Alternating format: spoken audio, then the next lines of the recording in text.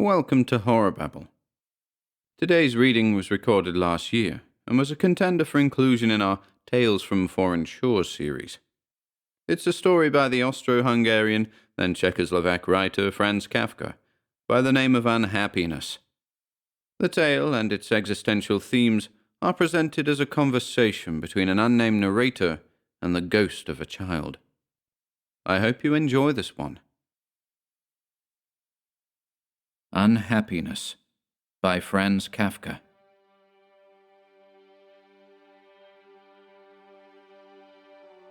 When it was becoming unbearable, once toward evening in November, and I ran along the narrow strip of carpet in my room as on a racetrack, shrank from the sight of the lit-up street, then turning to the interior of the room, found a new goal in the depths of the looking-glass and screamed aloud, to hear only my own scream, which met no answer nor anything that could draw its force away, so that it rose up without check, and could not stop even when it ceased being audible.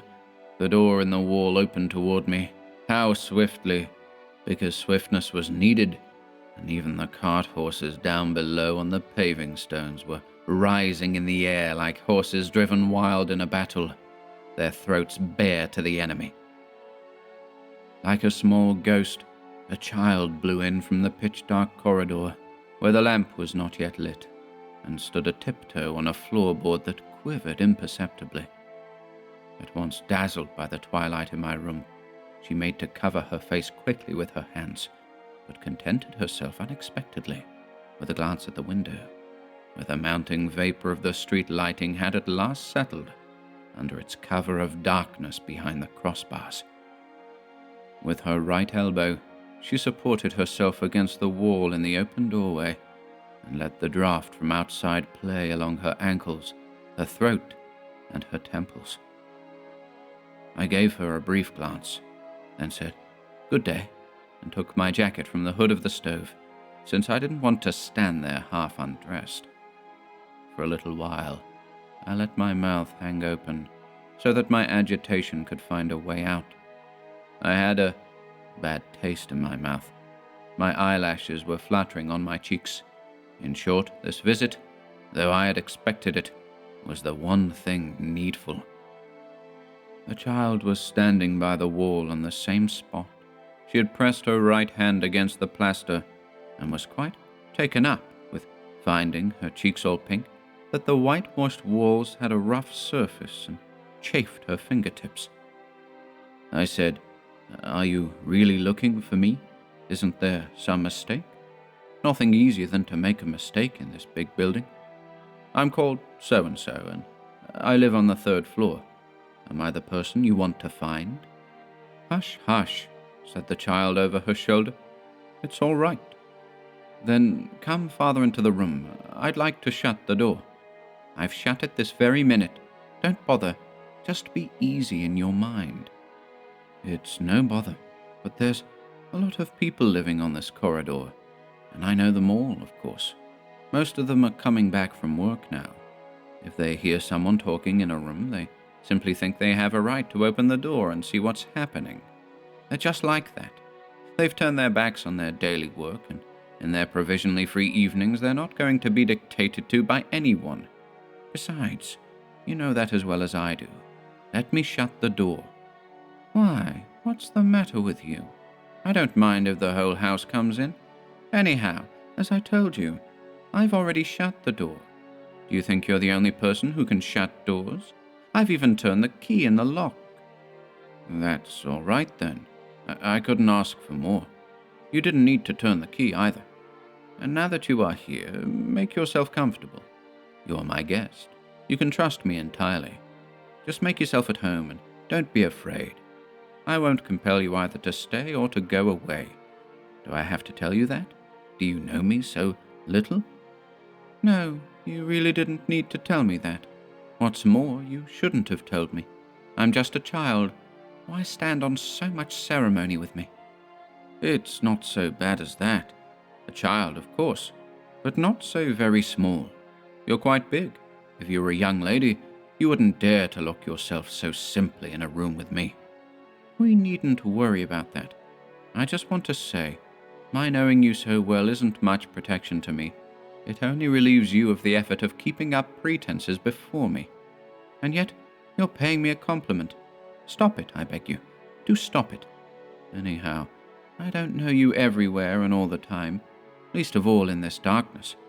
It would be much better if you were to light up. No, perhaps not. At any rate, I'll keep it in mind that you have been threatening me. What?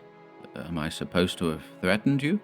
But look here, I'm so pleased that you've come at last. I say at last because it's already rather late. I can't understand why you've come so late. But it's possible that in the joy of seeing you I've been speaking at random and you took up my words in the wrong sense. I'll admit 10 times over that I said something of the kind. I've made all kinds of threats, anything you like. Only no quarreling, for heaven's sake. But how could you think of such a thing? How could you hurt me so? Why do you insist on spoiling this brief moment of your presence here? A stranger would be more obliging than you are. That I can well believe. That's no great discovery. No stranger could come any nearer to you than I am already by nature. You know that, too. So why all this pathos? If you're only wanting to stage a comedy, I'll go away immediately. What? You have the impudence to tell me that? You make a little too bold. After all, it's my room you're in. It's my wall you're rubbing your fingers on like mad. My room, my wall. And besides, what you're saying is ridiculous as well as impudent. You say your nature forces you to speak to me like that? Is that so? Your nature forces you? That's kind of your nature. Your nature is mine, and if I feel friendly to you by nature, then you mustn't be anything else. Is that friendly? I'm speaking of earlier on. Do you know how I'll be later on? I don't know anything. And I went to the bed table and lit the candle on it. At that time I had neither gas nor electric light in my room. Then I sat for a while at the table till I got tired of it, put on my greatcoat, took my hat from the sofa, and blew out the candle. As I went out, I tripped over the leg of a chair. On the stairs, I met one of the tenants from my floor. "Going out again already, you rascal?" he asked, pausing with his legs firmly straddled over 2 steps. "What can I do?" I said. "I've just had a ghost in my room." "You say that exactly as if you just found a hair in your soup. You're making a joke of it.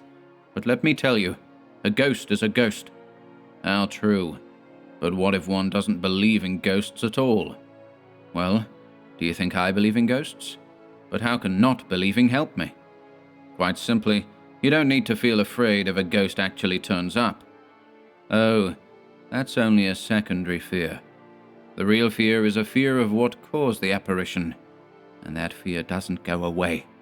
I have it fairly powerfully inside me now." Out of sheer nervousness, I began to hunt through all my pockets. "But since you weren't afraid of the ghost itself, you could easily have asked it how it came to be there. Obviously, you've never spoken to a ghost. One never gets straight information from them. It's just a hither and thither. These ghosts seem to be more dubious about their existence than we are. And no wonder, considering how frail they are. But I've heard that one can fatten them up. How well informed you are. It's quite true. But is anyone likely to do it? Why not, if it were a feminine ghost, for instance?" said he, swinging onto the top step. "Aha," said I. "But even then it's not worthwhile." I thought of something else. My neighbor was already so far up that in order to see me he had to bend over the well of the staircase. "All the same," I called up, "if you steal my ghost from me, all is over between us, forever." "Oh, I was only joking," he said, and drew his head back. "That's all right," said I, and now I really could have gone quietly for a walk. But because I felt so forlorn, I preferred to go upstairs again, and so went to bed.